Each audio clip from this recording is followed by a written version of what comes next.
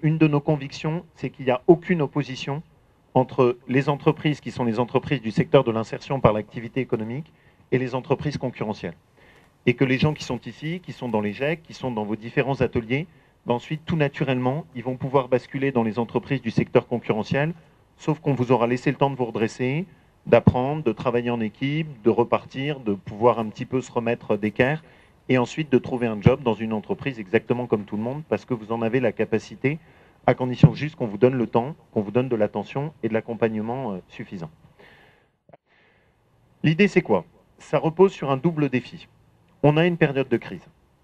Dans cette période de crise, pour beaucoup d'entre vous, c'est plus dur de trouver un emploi. Et bien précisément, c'est à ce moment-là qu'il faut qu'on mise sur le secteur de l'entreprise des insertions par l'activité. Alors c'est un défi qui est un peu fou, mais qui repose sur une idée simple. C'est que la meilleure insertion pour vous, elle se fait par l'emploi. Et ça, qui est crise ou qui n'est pas crise.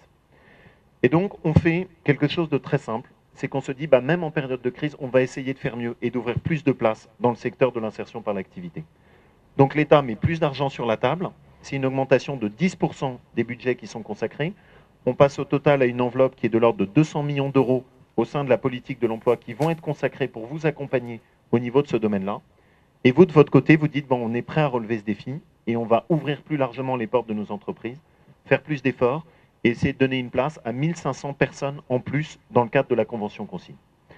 Le troisième partenaire derrière, c'est les entreprises qui acceptent de dire, on va essayer de suivre et d'avoir un regard attentif pour que les gens qui sont passés par là, qui ont eu ce sas, ensuite on ne les laisse pas au bord de la route, qu'on ne les laisse pas retomber, mais qu'on ouvre la porte de nos entreprises pour leur permettre de rentrer dedans, avec aussi cette vocation et cette image de l'entreprise qui est une place d'insertion et un véhicule et un point fondamental dans la société. Donc,